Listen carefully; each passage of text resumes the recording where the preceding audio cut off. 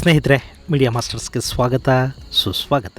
ಗೆಳೆಯರೆ, Russia Ukraine ಯುದ್ಧ 3ನೇ ವರ್ಷಕ್ಕೆ ಕಾಲಿಡ್ತಿರೋ ಹೊತ್ತಲ್ಲಿ ಭಾರತಕ್ಕೆ ಸಂಬಂಧಪಟ್ಟ ಹಾಗೆ ಒಂದು ಮಹತ್ವದ ಮಾಹಿತಿ ಹೊರಬೀಳ್ತಾ ಇದೆ. ಯುಕ್ರೇನ್ನ ಯುದ್ಧವನ್ನು ಗೆಲ್ಲೋ ನಿಟ್ಟಲ್ಲಿ ರಷ್ಯಾ ಯುಕ್ರೇನ್ ಮೇಲೆ ಅಣ್ವಸ್ತ್ರಗಳನ್ನು ಬಳಸೋದಕ್ಕೆ ಮಾಡಿಕೊಂಡಿದ್ದ ಸಿದ್ಧತೆಗಳ ಬಗ್ಗೆ ನಿಮಗೆ ನೆನಪಿರಬೇಕಲ್ವಾ?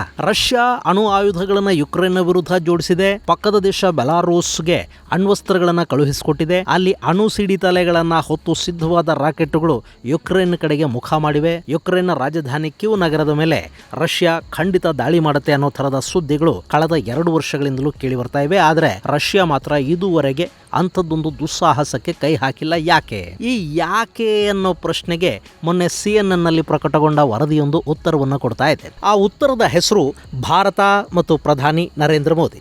ರಷ್ಯಾ ಅಣ್ವಸ್ತ್ರಗಳನ್ನು ಬಳಸದ ಹಾಗೆ ಒತ್ತಡ ಹೇರಿದ್ದು ಭಾರತದ ಪ್ರಧಾನಿ ನರೇಂದ್ರ ಮೋದಿ. ಹಾಗಂತ ಹೇಳ್ತಾ ಇರೋದು ಯಾವಾಗಲೂ ಭಾರತದ ವಿರುದ್ಧವೇ ವರದಿಗಳನ್ನು ಪ್ರಕಟಿಸುವ, ಅದರಲ್ಲೂ ಅವಕಾಶ ಸಿಕ್ಕಾಗಲೆಲ್ಲ ಮೋದಿ ಸರ್ಕಾರವನ್ನು ಟೀಕಿಸುತ್ತಲೇ ಬರ್ತಾ ಇರುವ ಅಮೆರಿಕ ಮೂಲದ ಮಾಧ್ಯಮ CNN. ಹಾಗಾದ್ರೆ ಈ CNN ನ ವರದಿಯಲ್ಲಿ ಏನಿದೆ ಬನ್ನಿ ನೋಡೋಣ.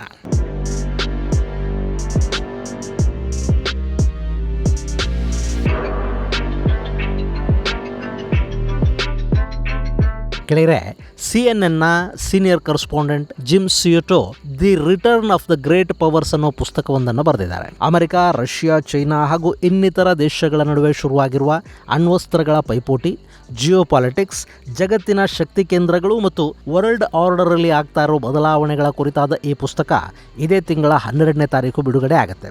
ಅದರಲ್ಲಿನ ಒಂದಷ್ಟು ಮಾಹಿತಿಗಳನ್ನ ಜಿಮ್ CNN ಗೆ ಬರೆದಿದ್ದಾರೆ. ಅದರಲ್ಲಿ ರಷ್ಯಾ ಯುಕ್ರೇನ್ ಮೇಲೆ ಮಾಡೋದಕ್ಕೆ ಹೊರಟಿದ್ದ ಅಣು ಯುದ್ಧದ ಬಗ್ಗೆ ಕೂಡ ಒಂದಷ್ಟು ಮಾಹಿತಿಗಳಿವೆ. ಅಮೆರಿಕ ಸೇನೆಯ ಹಿರಿಯ ಅಧಿಕಾರಿಗಳು ಕೊಟ್ಟ ಮಾಹಿತಿಯನ್ನು ಉಲ್ಲೇಖಿಸಿ ಈ ಬಗ್ಗೆ ದಾಖಲಿಸಿರುವ ಜಿಮ್, ರಷ್ಯಾ ಯುಕ್ರೇನ್ ಮೇಲೆ ಅಣು ಆಯುಧಗಳನ್ನು ಬಳಸೋದಕ್ಕೆ ಎಲ್ಲ ರೀತಿಯ ತಯಾರಿ ಮಾಡಿಕೊಂಡಿತ್ತು. ಅದು ಅಮೆರಿಕಾಗೆ ಕೂಡ ಗೊತ್ತಾಗಿತ್ತು ಮತ್ತು ಈ ದಾಳಿಯನ್ನು ಎದುರಿಸೋದಕ್ಕೆ, ಅದರ ಪರಿಣಾಮಗಳನ್ನು ತಡೆಯೋದಕ್ಕೆ ಬೇಕಾದ ವ್ಯವಸ್ಥೆಗಳನ್ನು ಅಮೆರಿಕ ಮಾಡಿಕೊಳ್ಳತೊಡಗಿತ್ತು ಅಂತ ಬರೀತಾರೆ. ಹೀಗೆ ಇಲ್ಲಿ ರಷ್ಯಾ ದಾಳಿ ಮಾಡುತ್ತೆ ಅನ್ನೋದು ಹಲವಾರು ಮೂಲಗಳಿಂದ ಖಚಿತವಾದ ನಂತರ ಒಂದು ಕಡೆ ಯುಕ್ರೇನ್ನಲ್ಲಿ ಅಣ್ವಸ್ತ್ರಗಳ ಪರಿಣಾಮವನ್ನು ತಡೆಯುವ ಪ್ರಯತ್ನಗಳನ್ನು ಅಮೆರಿಕ ಆರಂಭ ಮಾಡಿತು. ಮತ್ತೊಂದು ಕಡೆ ರಷ್ಯಾದ ಮೇಲೆ ನಾನಾ ಮೂಲಗಳಿಂದ ಒತ್ತಡ ತಂದು ಅಣು ಆಯುಧಗಳನ್ನು ರಷ್ಯಾ ಬಳಸದ ಹಾಗೆ ತಡೆಯುವ ಪ್ರಯತ್ನಗಳು ಕೂಡ ಆರಂಭ ಆದವು. ಆಗ ಅವರಿಗೆ ನೆನಪಾಗಿದ್ದು 2 ದೇಶಗಳು, ಒಂದು ಭಾರತ, ಮತ್ತೊಂದು ಚೈನಾ. ಇಲ್ಲಿ ಅಮೆರಿಕದ ಮಿತ್ರ ದೇಶಗಳು ಅಂದ್ರೆ ನ್ಯಾಟೋ ದೇಶಗಳನ್ನು ಹೊರತುಪಡಿಸಿ ಬೇರೆ ದೇಶಗಳ ಸಹಾಯ ಪಡೆಯೋದಕ್ಕೆ ಅಮೆರಿಕ ಯೋಜನೆಯೊಂದನ್ನು ಸಿದ್ಧಪಡಿಸಿತು. ಆ ನಿಟ್ಟಲ್ಲಿ ರಷ್ಯಾ ಜೊತೆ ಉತ್ತಮ ಸಂಬಂಧಗಳನ್ನು ಇರಿಸಿಕೊಂಡಿರುವ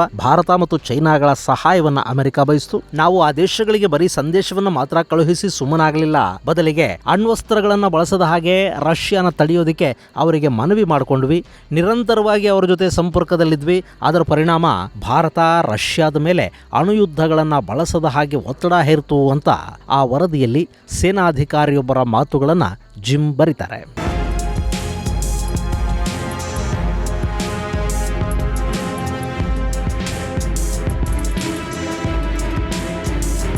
ಗೆಳೆಯರೆ, ಇಲ್ಲಿ ರಷ್ಯಾ ನಿಜಕ್ಕೂ ಅಣ್ವಸ್ತ್ರಗಳ ಬಳಕೆಗೆ ಸಿದ್ಧ ಆಗಿತ್ತಾ?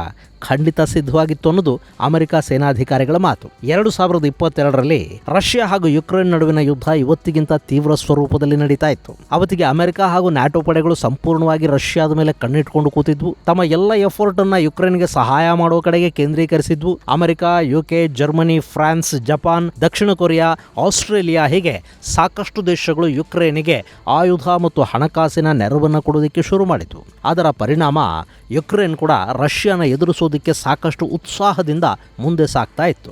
ಅಷ್ಟೊತ್ತಿಗಾಗಲೇ ರಷ್ಯಾ ಯುಕ್ರೇನ್ನ ಸಾಕಷ್ಟು ಪ್ರಾಂತಗಳನ್ನು ವಶಪಡಿಸ್ಕೊಂಡಿತ್ತಲ್ಲ, ಆ ಪೈಕಿ ಕೆರ್ಸಾನ್ ಒಬ್ಲಾಸ್ಟನ್ನು ಮತ್ತೆ ಹಿಂಪಡೆಯೋದಕ್ಕೆ ಯುಕ್ರೇನ್ ಪಡೆಗಳು ರಷ್ಯಾದ ಮೇಲೆ ತೀವ್ರ ಪ್ರಮಾಣದ ಪ್ರತಿದಾಳಿಯನ್ನು ಶುರು ಮಾಡಿದವು.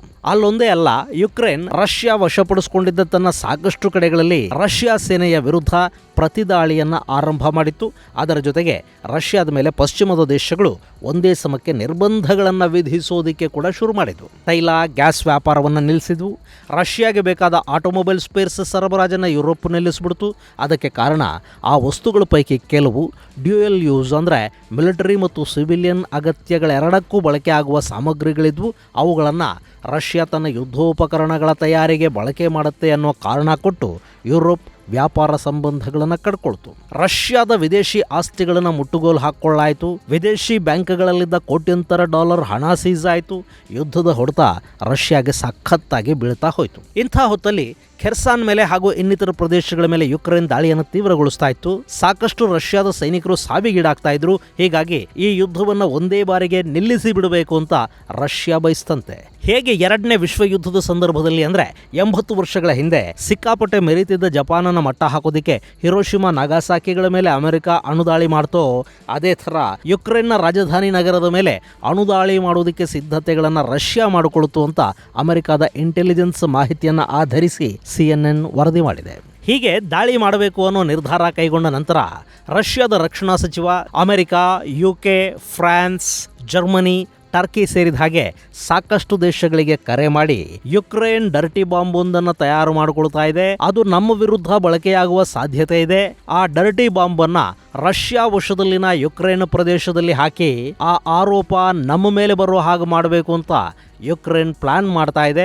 ಅದನ್ನು ತಡೀರಿ, ಹಾಗಲ್ಲದೆ ಇದ್ರೆ ನಾವು ಪ್ರತಿದಾಳಿ ಮಾಡಬೇಕಾಗತ್ತೆ ಅನ್ನೋ ಎಚ್ಚರಿಕೆಯನ್ನ ಪದೇ ಪದೇ ಕೊಡೋದಕ್ಕೆ ಶುರು ಮಾಡಿದರು. ಅಲ್ಲಿಗೆ ಯುಕ್ರೇನ್ ಡರ್ಟಿ ಬಾಂಬ್ ಬಳಸ್ತಾ ಇದೆ ಅಂತ ಆರೋಪ ಮಾಡಿ ತಾವೇ ಒಂದಷ್ಟು ಟ್ಯಾಕ್ಟಿಕಲ್ ನ್ಯೂಕ್ಲಿಯರ್ ವೆಪನ್ಗಳನ್ನು ಬಳಸಿಬಿಡೋ ನಿರ್ಧಾರಕ್ಕೆ ರಷ್ಯಾ ಬಂದಿದೆ ಅನ್ನೋದನ್ನ ಇಂಟೆಲಿಜೆನ್ಸ್ ಅಧಿಕಾರಿಗಳು ಖಚಿತಪಡಿಸಿದರು.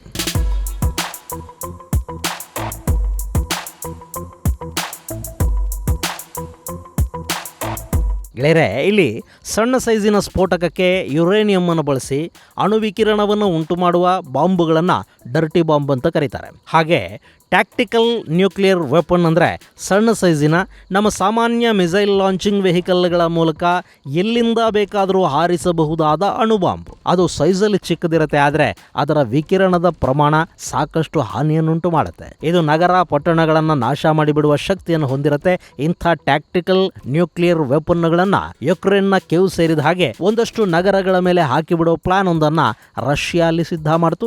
ಹೀಗಾಗಿನೇ ವಿಶ್ವಸಂಸ್ಥೆಯ ರಷ್ಯಾ ಪ್ರತಿನಿಧಿ ಕೂಡ ಯುಕ್ರೇನ್ ಡರ್ಟಿ ಬಾಂಬು ಬಳಸೋದಕ್ಕೆ ಸಿದ್ಧತೆಗಳನ್ನು ಮಾಡಿಕೊಂಡಿದೆ, ಹಾಗೇನಾದರೂ ಆದರೆ ನಾವು ನಮ್ಮ ರಕ್ಷಣೆಗೆ ಮುಂದಾಗಬೇಕಾಗತ್ತೆ ಅನ್ನೋ ಮಾತುಗಳನ್ನು ವಿಶ್ವವೇದಿಕೆಯಲ್ಲಿ ಹೇಳೋದಕ್ಕೆ ಶುರು ಮಾಡಿದರು. ಅಲ್ಲಿಗೆ ರಷ್ಯಾ ಅಣ್ವಸ್ತ್ರ ಬಳಕೆ ಮಾಡೋದಕ್ಕೆ ಸಿದ್ಧತೆಗಳನ್ನು ಮಾಡಿಕೊಳ್ತಾ ಇದೆ ಅನ್ನೋದು ಅಮೆರಿಕಾಗೆ ಖಚಿತವಾಯಿತು. ಜೊತೆಗೆ ಬೇಹುಗಾರಿಕಾ ಇಲಾಖೆ ಕೂಡ ರಷ್ಯಾ ಅಣು ಆಯುಧಗಳನ್ನು ಬಳಕೆ ಮಾಡುತ್ತೆ ಅನ್ನೋ ವರದಿಗಳನ್ನು ಕೊಡೋದಕ್ಕೆ ಶುರು ಮಾಡಿತು. ಹೀಗಾಗಿ ಅಮೆರಿಕ ಒಂದು ಕಡೆ ಅಣ್ವಸ್ತ್ರ ಬಳಕೆ ಆದರೆ ಅದರ ರೇಡಿಯೇಷನ್ ಇಂದ ಉಂಟಾಗುವ ಸಾವು ನೋವುಗಳ ಪ್ರಮಾಣವನ್ನು ಕಡಿಮೆ ಮಾಡೋ ನಿಟ್ಟಲ್ಲಿ ಒಂದಷ್ಟು ಕ್ರಮಗಳನ್ನು ಕೈಗೊಳ್ಳುವ ಪ್ರಯತ್ನವನ್ನು ಮಾಡಿತು. ಮತ್ತೊಂದು ಕಡೆ ಭಾರತ ಹಾಗೂ ಚೈನಾಗಳ ಸಹಾಯಕ್ಕಾಗಿ ಅಂಗಲಾಚುವುದಕ್ಕೆ ಶುರು ಮಾಡಿತು. ಈ ಹಂತದಲ್ಲೇ ಭಾರತದ ಪ್ರಧಾನಿ ನರೇಂದ್ರ ಮೋದಿ ಇದು ಯುದ್ಧದ ಸಮಯ ಅಲ್ಲ ಅನ್ನೋ ಮಾತನ್ನ ನೇರವಾಗಿ ಪುತಿನ್ಗೆ ಹೇಳಿದ್ದಷ್ಟೇ ಅಲ್ಲದೆ ಯುದ್ಧವನ್ನು ತಕ್ಷಣ ನಿಲ್ಲಿಸಿ ಅಂತ ಎರಡೂ ದೇಶಗಳಿಗೂ ಮನವಿ ಮಾಡಿಕೊಂಡ್ರು. ಇಲ್ಲಿ ಭಾರತ ನಿರಂತರವಾಗಿ ರಷ್ಯಾದ ಜೊತೆ ನಡೆಸಿದ ಮಾತುಕತೆಗಳು, ಮನವೊಲಿಕೆಗಳ ಪರಿಣಾಮ ಅಣ್ವಸ್ತ್ರ ಬಳಕೆಯಲ್ಲಾಗಲಿಲ್ಲ. ಆಗಬೇಕಾಗಿದ್ದ ದೊಡ್ಡ ಅನಾಹುತವೊಂದಲ್ಲಿ ತಪ್ಪಿದ ಹಾಗಾಯಿತು. ಗೆಳೆಯರೆ,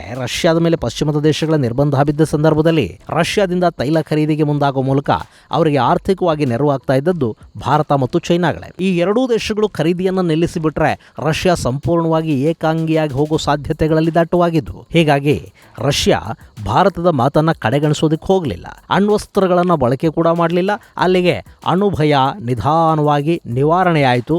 ಒಂದು ದೊಡ್ಡ ಅನಾಹುತ ತಪ್ಪಿತು ಅಂತ CNN ವರದಿ ಹೇಳ್ತಾ ಇದೆ. ಒಂದು ಕಡೆ ರಷ್ಯಾದಿಂದ ತೈಲ ಖರೀದಿ ಮಾಡ್ತಾ ಇದೆ ಅನ್ನೋ ಕಾರಣಕ್ಕೆ ಇದೇ ಯುಕ್ರೇನ್ ಸೇರಿದ ಹಾಗೆ ಯುರೋಪ್ನ ಸಾಕಷ್ಟು ದೇಶಗಳು ಭಾರತದ ವಿರುದ್ಧ ಒಂದೇ ಸಮಕ್ಕೆ ಮಾತಾಡ್ತಾ ಇದ್ವು. ಆದರೆ ಭಾರತ ಮಾತ್ರ ಯುರೋಪಲ್ಲಿ ಆಗಲಿದ್ದ ಅಣುಯುದ್ಧವನ್ನು ತಪ್ಪಿಸೋ ಮೂಲಕ ಮೂರನೇ ವಿಶ್ವಯುದ್ಧಕ್ಕೆ ಕಾರಣವಾಗಬೇಕಿದ್ದ ಸನ್ನಿವೇಶವೊಂದನ್ನು ಶಮನ ಮಾಡಿ ಅದಕ್ಕೆ ಪ್ರಚಾರನೂ ತಗೊಳ್ಳದೆ ತಣ್ಣಗೆ ತನ್ನ ಪಾಡಿಗೆ ತಾನಿದ್ದು ಬಿಡ್ತು. ಇದೇ ಕೆಲಸವನ್ನು ಅಮೆರಿಕಾನೋ ಅಥವಾ ಬೇರಿನ್ಯಾವುದೋ ದೇಶ ಮಾಡಿದರೆ ಅದಕ್ಕೆ ಎಷ್ಟೆಲ್ಲ ಪ್ರಚಾರ ಸಿಗ್ತಾ ಇತ್ತು ಅನ್ನೋದನ್ನ ಒಂದ್ಸರಿ ಯೋಚನೆ ಮಾಡಿ ನೋಡಿ.